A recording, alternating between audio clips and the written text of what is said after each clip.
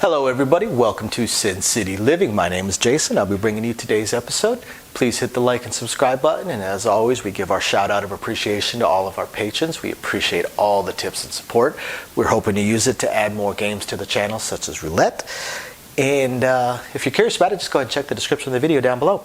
So for today I want to go over just going to discuss a system that was sent to us by one of our viewers. Now you're going to have to bear with me because I'm going to be reading this as I go. I prefer to do these by with no prior thinking about the system. I just like to go dive right into it for the video. So let's take a look at what they've got. So they say they usually play this on a $25 and $50 table. They scaled down what they sent me to a $5 table. I'm going to show it as a $5 table, as a $5 game, but in reality I would do normally I would do at least a minimum of a $10 table, just because that's almost impossible to find a $5 table nowadays. Now before I dive into it, by the way, if any of you viewers have any strategies you would like us to go over, or any just anything you'd like us to shoot in general, please email us at sincitylivinglv@gmail.com. We are more than happy to shoot these videos for you guys. We really enjoy it. Alright, so let's dive into this. So he's assuming a $5 table, so on the come out roll he's going to do a $30 no pass. He's going to do a $62 no 10, right, which is a $60 no 10 with a $2 vig. This is one of the spots that I'm not a huge fan of, because you've just crossed into the line of having to spend the second dollar on the vig. You could actually increase this by another $40 and not have to pay any more money on the vig. So I just feel like we're giving away free money when we do these. I'm not saying it's a bad bet. I've done this in the past. It's just I always look at it like, man, I'm kind of throwing away money on that one. So they have an option, which I will of course do. We'll do an optional hard 10 for $10, and then an optional yo for $3 to $4. We'll do it for $4. Okay, that's not visible on the camera, so we'll set it up over here. Okay. So this is their come out roll bet. Okay, I can see this. I can see what they're trying to do. They are trying to hedge against the yo that will wipe out their $30 bet right there. If you got $4 on it, that's going to pay you $60. They've got a hedge against a 7 rolling there, which would make this even money, but they would lose these two bets, so they would be down 14. They'd be down $16 if a 7 rolls on this, because they lose the $2 vig, they lose the 4 there and the 10 there, but they would win the 30 here, which would even that one out. And then the hard 10 as a partial hedge against the 10 rolling. It cuts out a third of the possible ways to lose on this. If a hard 10 were to roll, which is a 1 in 36 chance, then they would lose this, of course, but they would win $70 over there. Now, their thinking on this one from further down in this email is that if an easy 10 rolls, sure, they lose $62, they lose $72 here. However, they have a really good point for a don't pass bet up there, which is true. That's the best option. The 4 and 10 are the best points you could have for don't pass as far as likelihood of winning. As far as the amount of money you can win, because your lay is going to pay you half, so you have to bet more to win less. But it would be an excellent point. So then once there is a point, and let's just go ahead and say that the 4 rolls, just so we can get further down there. Okay, so once the 4 rolls, then they pull down their no 10. Okay, fair enough, they take it back. So they've lost this, of course. And then they will place, they'll do 27 across, or on a $10 table they do 54 across. So what do they do from there?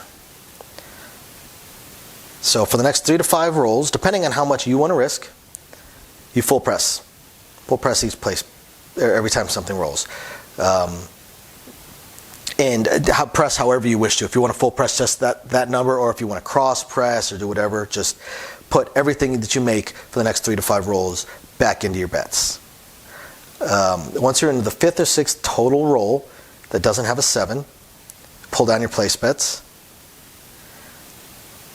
on the 4 and 10 and regress the inside bets back down to the base level. And at that point, theoretically, you've got a free bet. And this will your don't pass theoretically also protects you here. And then once you regress down, then you just go with whatever press you wish to, whatever press method you wish to use. Okay.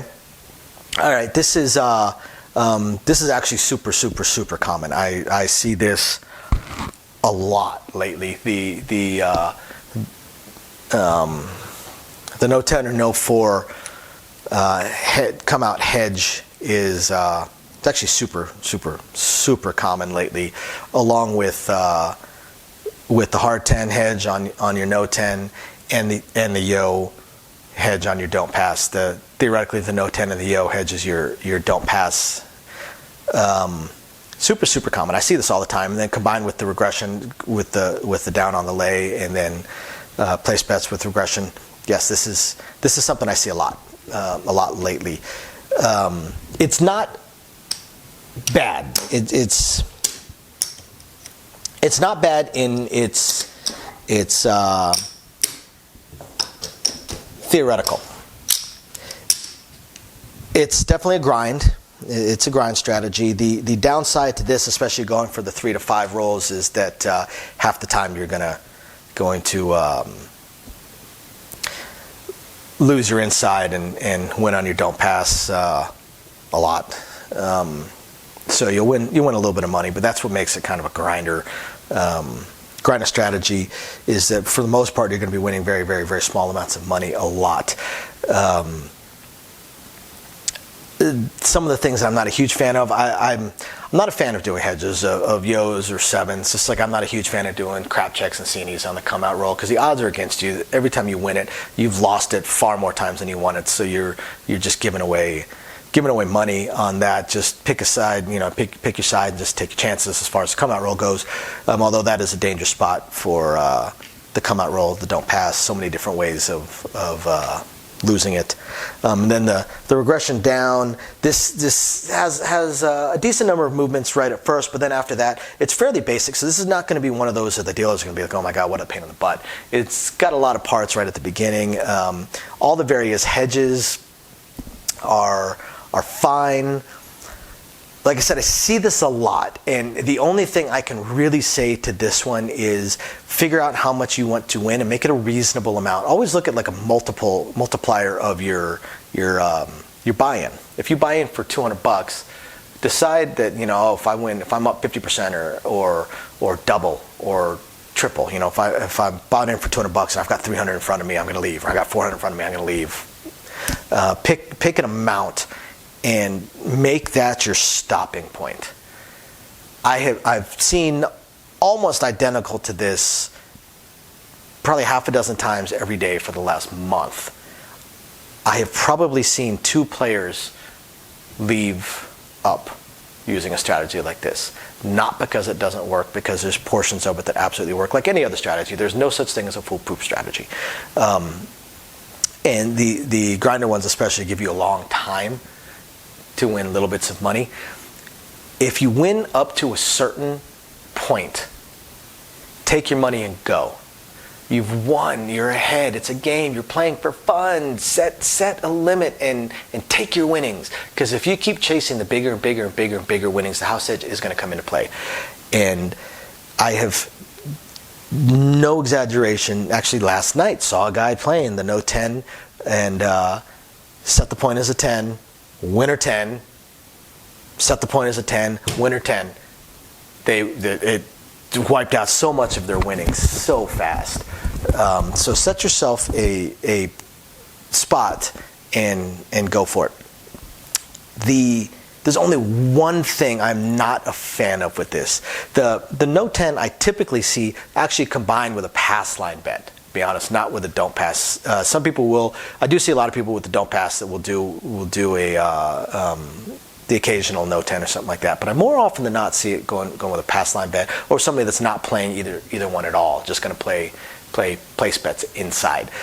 The only real thing I see with this that I would not like is that there is no actual spot anywhere for a decent sized win. There's no spot for a good size win. I'll see people do a $100 no 10, but they don't have anything over there. With a $30 don't pass and a $62 no 10, if a 7 rolls on the come out roll, they don't win anything. They actually lost money, lost a couple bucks in the vig. Where's the win point for this? Yes, 2 or 3 will win on the don't pass, and you'll lose your yo, but the 2 or the 3, so 3 out of the 36 combinations of the dice, a 1 in 12 shot of winning 30 bucks right here. Outside of that, within the first 6 rolls of the dice, which is where a massive majority of the 7 outs come, where's the big win point? Because you come down to 27 across, you take your no 10 down, go to 27 across, you've got your $30 don't pass, you're power pressing everything, which I'm a huge fan of. You guys all know I'm a huge fan of power presses. You're power pressing everything, so you're not collecting, and most of the 7 outs are going to occur, so you're going to lose your 27 across, you're going to win your $30 here, so theoretically you won $3, except that you lost your yo and your hard 10s. You're technically in the hole on this one. The problem I see with this is I don't see any spot to actually win. I don't see a spot where you're taking your winnings, except for long rolls. Long rolls, once you've regressed down, you've taken down your place bets on the 4 and 10, you've regressed down to say your inside numbers, you're theoretically ahead. That's actually your winning point, is 5 or 6 rolls into it, or 3 to 6, wherever you decide to take down. You take down all your power presses and set up your bets. That's your win point, but it's so rare that to hit that many rolls without a 7 often enough to counteract how much the little losses, because you're going to have little losses. You're just losing a few bucks here and there. Those little losses will get counteracted by your occasional coming down. At that point, if you catch the huge roll and you can start power pressing up, you're just so many beats behind. So I definitely see the appeal to it, and yeah, this is absolutely a strategy that you could play for a long time. You play for a long time. You may or may not win. Again, everything depends on the vagaries of the dice. The dice are their own creature at times. It's not a bad strategy. It's really not. There's a lot of thought behind this strategy. From a logical standpoint, I like it. I really do. I would not play it, but I like it. It doesn't have any logical flaws to it anywhere. So yeah, it's not bad. I certainly like strategies that have thought to them, that make some sense. So this one definitely makes some sense, and it's again not super difficult for the dealer. It's not going to slow the game down. So there you go. That's a strategy sent to us by one of our viewers. And again, if you guys have any strategies, by all means, send them to us at sincitylivinglasvegas@gmail.com. Strategies or anything else you would like us to shoot, by all means, we're more than happy to shoot it.